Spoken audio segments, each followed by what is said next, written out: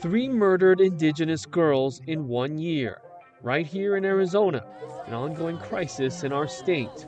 All 3 girls initially went missing before they were killed, and all 3 murders remain unsolved. Emily Pike, Challistia Colelay, and Maleeka Boone. We say their names and break down each case as their loved ones search for justice. I'm Justin Lum, and we are on the record. Young girls found dead with no one held responsible. 14-year-old Emily Pike, 16-year-old Challistia Colelay, 8-year-old Maleeka Boone. I'm Fox 10 investigator Justin Lum, joined by reporter Nicole Krasean. Nicole, we've extensively covered these 3 cases, and the response from tribal members, the Indigenous community, has echoed this sentiment that's been common across all 3 cases. You know, there's been no justice, and there hasn't been enough said about this, even though we feel like we've covered it as much as we have. Here we are a year later. Specifically, we'll start with Emily Pike, a year removed from the beginning of her tragic case. And it's interesting because we really did start reporting on her pretty quickly, but I feel like there was a time period, and we'll get into this just with all 3 of these cases, this timeline where you have them go missing, and then you have a report or some sort of alert or a lack thereof, and then you have this inevitable discovery of a body in all 3 of these cases that, when you start looking at all 3 of them, it almost seems like the time frame has been condensed each time to when they've gone missing, when they've been found, but they have a lot of similarities throughout our reporting that we found to make us look and say, this is an issue that we've heard from, as you said, tribal leaders, we've heard from the families, and what really, when you get down into it, is going on in all 3 of these cases that leads to no justice. It seems like we're so close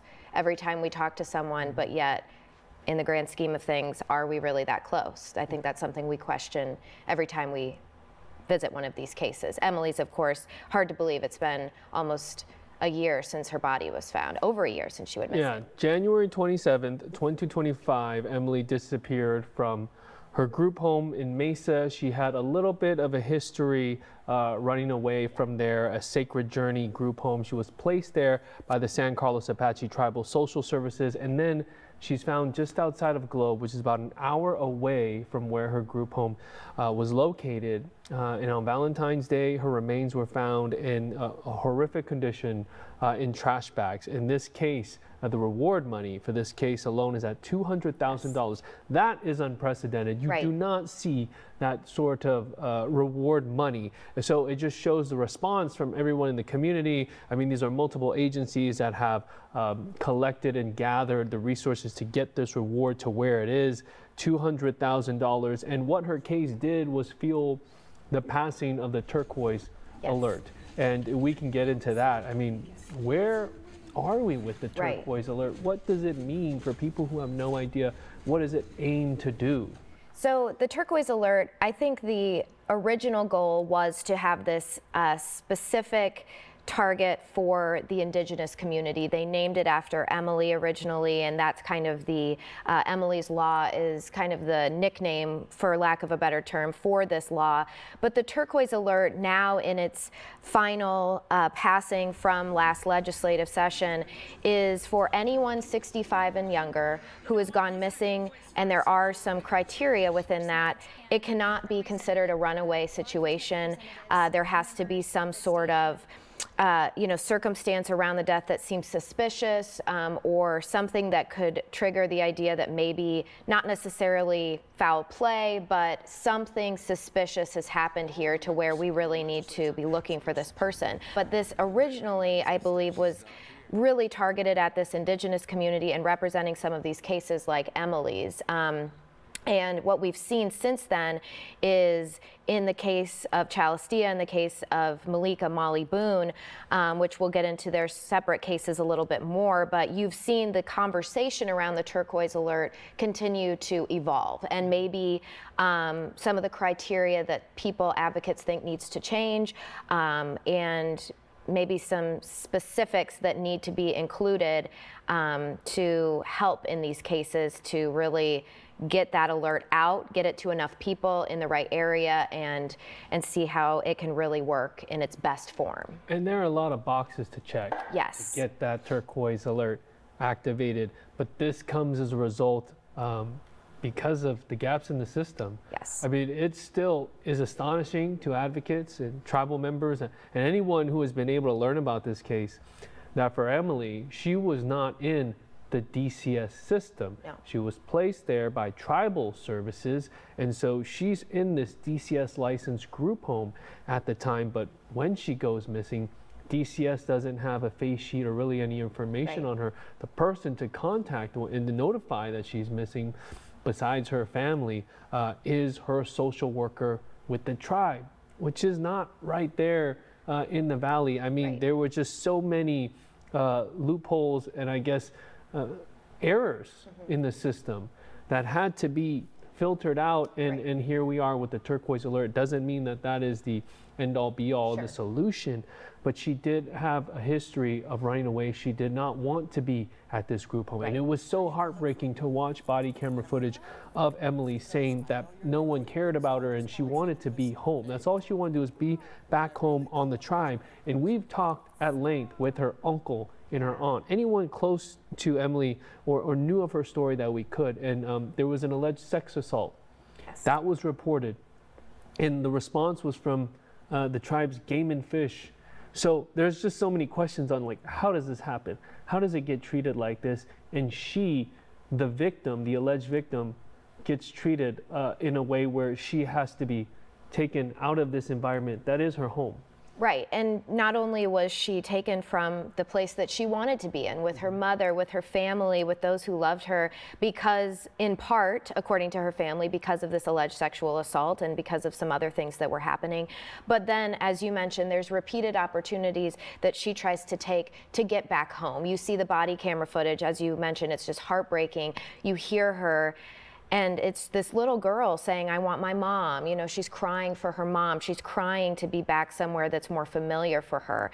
And then what's so heart-wrenching about her case and bringing in the turquoise alert and the need for that is that for a long time, because of her history of running away, that was almost how it was framed, that she had run away and that, you know, maybe there wasn't necessarily that immediate need to try to find her because she was in danger. There was maybe an assumption that we hear about way too often, that she had run away, so she was making her own decision. We've talked about this at length, that The you know term runaway, she's still that alone, right. the negative connotation. Right.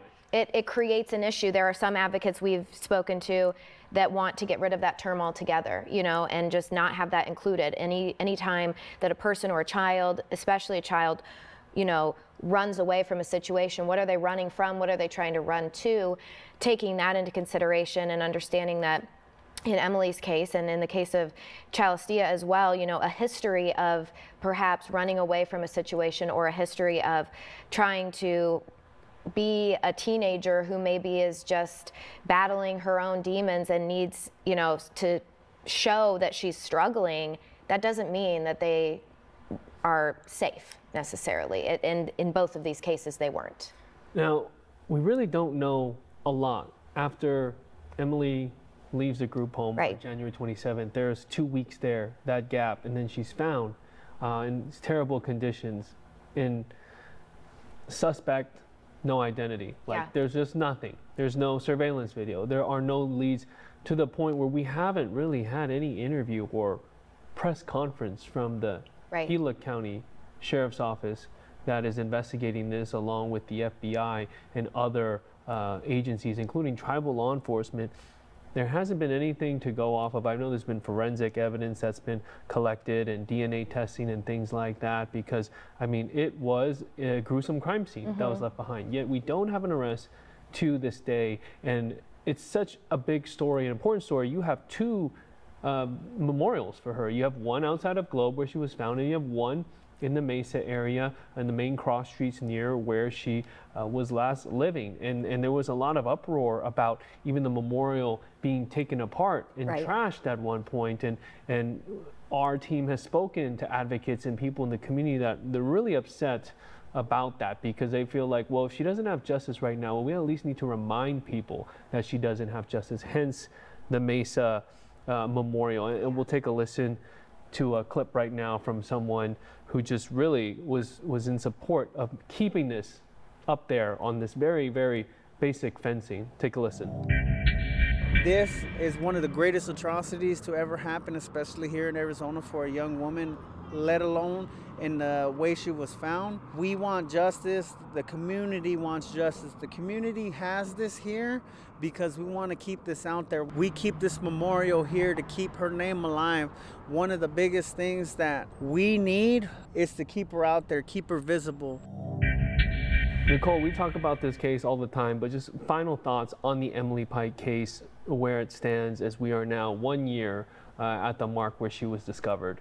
Well, I think that the big thing about Emily's case, as you alluded to earlier, is just the response and the nationwide interest in her case that we've seen, going all the way up to Kash Patel and the FBI, and him inviting Emily's family to speak with him and hear about her story. It's an absolute tragedy what happened to her. There were so many ways in which she was failed before she even ended up at this group home, but there are so many people who love her, and I think the big takeaway for me as we continue to report on this is that we can't let time go by without us continuing to remember her, to honor her, and to really continue to ask those questions. Because as you said, with her case in particular, we're now looking at a year of really not a lot of information from the investigators and just a lot of outside noise that I think has helped bring awareness, but also it would be nice if some of that would come with some answers too. And then this next case, very similar in nature.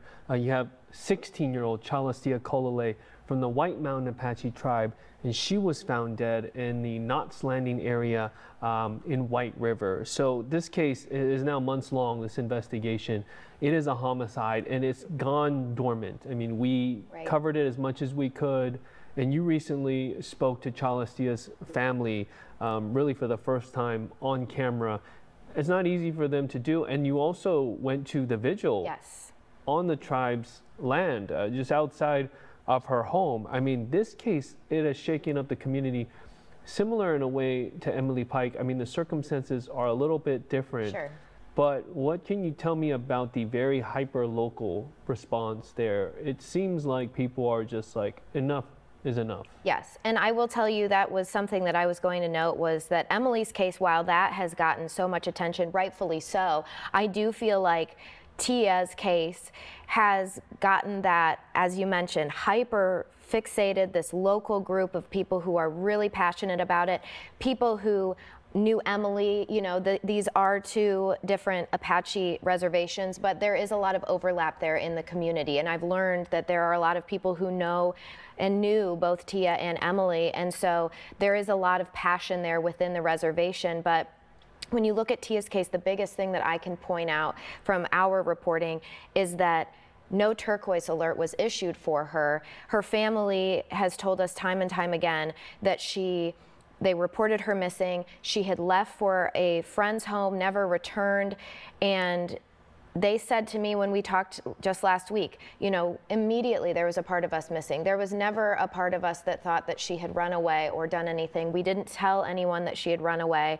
There were some cases in the past where she had similar to Emily, some circumstances like any teenage girl might have. Previously, there had been a report of a runaway, but this time. But not this time. And I think that goes back to what I said during Emily, when we were discussing Emily's case, is that these are teenage girls. These are girls who are going through a lot of things, going through a lot of emotions. Any time that someone might make the decision to walk out their door, that doesn't mean that they are, inviting trouble in. And I think the issue with Tia's case is there was no turquoise alert. We have been told by multiple levels of law enforcement, including DPS, that the reason for that is there was no request for that by the local police department, which is one of the requirements. So White Mountain Apache Police did not request for turquoise alert, hence the boxes weren't checked off, and she was missing for weeks. And no higher law enforcement group could step in and do that. They have to have that police department, at least in the turquoise current legislative makeup, they have to have that local police department asking for help and exhausting their own resources before DPS or the FBI could get involved. Now, of course, you know, fast forward, they found her, they determined this is a homicide, and now there is a lot more involvement. But when you look at her case, it's also, when you look at the reward for Emily, $200,000, Tia's case has $5,000. And so, you know, going to that vigil at her family home, being invited onto the reservation for that, seeing the just devastation from her family, speaking with them last week. This is just as big of a deal as Emily's case, but yes, it has gone a little bit more under the radar, and we don't want that to happen. We want each of these cases to be discussed, and Tia's family even brought up Emily in our interview and said, you know, we're just devastated with what's going on with that, with little Maleeka Boone going missing. You know, these communities do really feel the pain of each one of these cases separately.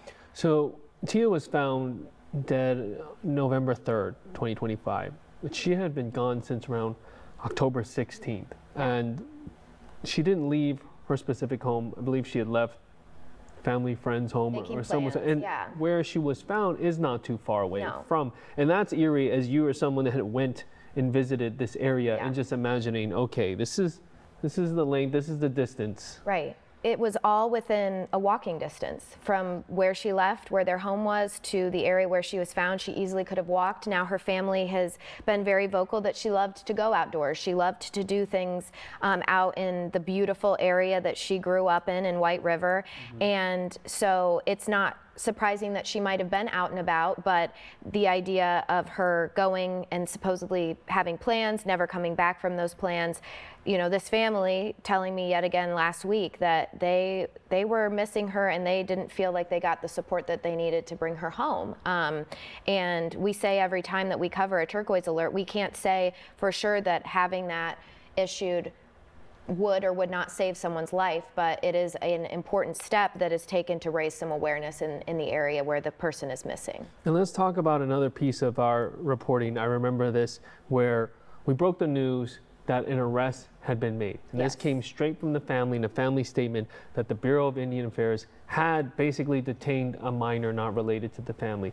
The Bureau of Indian Affairs made sure to say that no arrest had been made. The question is, was someone in custody for some time period, and what happened then? We don't get a lot of clarity from BIA, and not like they're going to go and be super transparent when you have a homicide investigation, but it makes you wonder, okay, what has been done, who has been detained, how many people have been questioned, and is this suspect someone that was known to her? I mean, it seemed like in this community, everyone knows everyone. Who was she with last, and who was she with when she left? I mean, you can just imagine all the thoughts and questions going through loved ones' minds.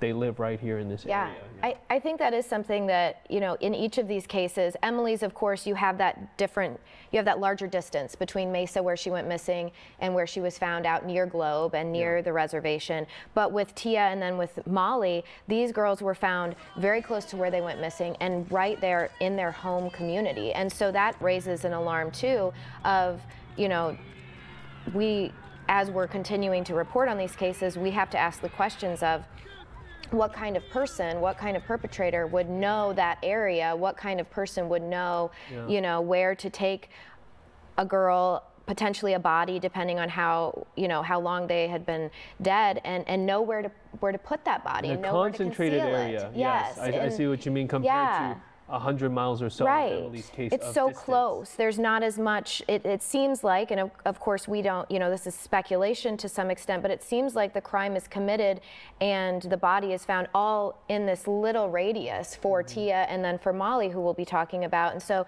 that kind of heightens the awareness, I feel like, in these communities of what kind of person would know where to go and what this landscape is like, because these are rural areas out on these reservations. And I don't want to forget, because I want people to make sure that, I mean, we are really the only ones to have heard and spoke to Tia's family. So let's take a listen to what her family had to say about this case. She's missed by everybody. You know, the kids all miss her, you know, the parents miss her, we miss her, you know, the sisters, brothers. You know, it's going to be different, you know, camping and going back roads. all that stuff is going to be different. You know, the pizza box is missing now. You know, and we want justice for her. We don't want, you know, people to forget about her. You know, and as far as, you know, like, we haven't really heard nothing back. They just keep saying it's an ongoing investigation. You know, and that's what makes it harder, is that we want answers. You know, we want to know what happened, why this happened, you know. It shouldn't have happened to her. It's every day that we cry for her. It's hard. I can't stand it, sister. I look around for her thinking she's coming home. And lastly here, we have the youngest victim in the cases we're talking about, Maleeka Boone, 8 years old, disappeared January 15th. Just recently around 4:15 p.m. and she's reported missing just 2 hours later, and we do get a turquoise alert. Yes. So here it is, the process working, but I mean, this ends up tragic. Yes, it was such a quick turnaround, and as I said at the very beginning of the episode, it seems like each of these cases you get that shorter turnaround time, to where now this little girl, 8 years old, is walking home from one family friend resident to her other home, and is gone and is found within a day. So Emily, you had weeks. Tia, you had a couple of weeks. Emily, you had nearly a month. And then Maleeka, it's the next day. There's a turquoise alert sent out. It's for the area, and that's another important, She was alone. Yes, that's another important detail, is that it was for the area where she was missing, but we haven't heard anything really about her case in terms of whether or not it's actually been deemed a homicide. Mm-hmm. Now, there's all of the clues that indicate that. Why would the FBI be involved? Why would they be asking for information around her disappearance if they didn't think there was foul play? But we haven't had a press release or a press conference in this case either. We just know that she went missing and the next day she was found. Very quick turnaround. I remember this moment in the newsroom where you had mentioned, we had talked about it, how Navajo Nation Police, the investigating agency, now being assisted by FBI, most likely taking the lead. The press release, it was sort of kind of buried at the bottom, the indication, this is clearly a homicide. You have an 8-year-old girl found dead in the field. Right. And you've got these circumstances of her going and walking alone. This is definitely the case that we have the least amount of information. We haven't been able to connect necessarily with any of her family or friends for an interview. We've seen posts, of course, devastated family members, but yes, it was very deep into that press release and the word homicide was never used, but you could use your context clues that why are they asking for a $25,000 reward? Why are they asking for the FBI to come in? You can kind of read between the lines. But, this is something that very quick turnaround is, and again, she's right there. She's right by her, she's walking This is the area home. of coal mine. Yes. A very small, tight-knit community. And they let an 8-year-old walk alone. It couldn't have been that far between the distances. We don't know exactly, but it probably wasn't that far in between a family friend's home and her home. It seems like it was, again, in that small community. So that really, again, creates this frustration within that community of, we've got a small window of time and we've got a relatively small area. Who could have done this and who could have known this area and felt confident enough to take this sweet little 8-year-old girl as she's just walking home? Yeah. And with your conversations with advocates on the general topic, our conversations, I mean, what is going on? I guess what is their thought process, or have they been in a way desensitized, because this is a crisis that goes back decades and decades and is finally getting local coverage, not mainstream coverage at some points, with Emily Pike, but in this case, I mean, it still seems, I think Molly Boone's case being so young and so tragic, they are all devastating. We are starting to make waves, obviously for terrible reasons, but I think here, in Arizona with 22 tribes, more has to be done. And I spoke with the Navajo Nation Missing and Murdered Indigenous Relatives Liaison last week when we were covering the 1-year anniversary of Emily going missing and talking about these other 2 girls.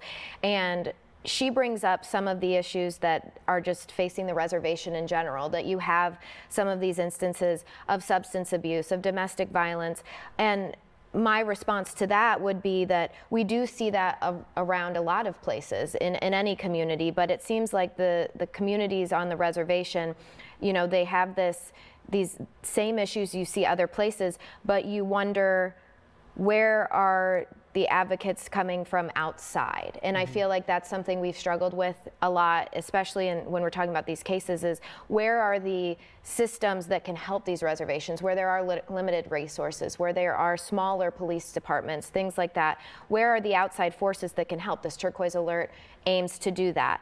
Some of these larger agencies joining these investigations aims to do that, but it seems like we need to continue to push for that outside interest. And you spoke to the outside tribe empathy. Yes. recently. I want to know more about that, because that takes us to, well, what are the solutions? Yeah. Like funding, Right. personnel. Right. Specifically, this was Navajo Nation, Yes. right? Yeah, and you think about Navajo Nation, it's such a large, I mean, the woman who I was interviewing Biggest. was in New Mexico, you know, she was doing the Zoom from New Mexico, and so you've got this huge expanse of reservation land and these communities that are within it.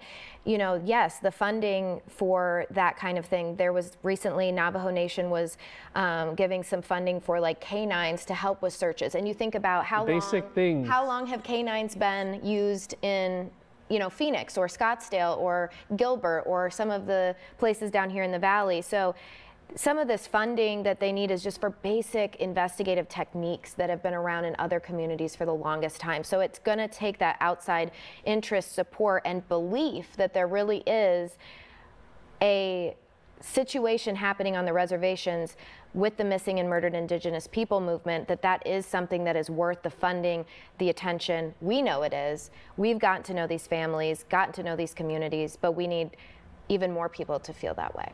And let's remind everyone watching, if you're not familiar with these cases, for Emily Pike's murder, the reward is $200,000. If you have any tips, contact the Gila County Sheriff's Office or the FBI. Challistia Colelay's case, if you have any information, that reward is $5,000, and you can contact the Bureau of Indian Affairs. And finally, Maleeka Boone, the FBI and Navajo Nation police working that case, $25,000 reward. So there, I mean, you're nearing the $250K mark between these three cases, and these have all happened within the last year.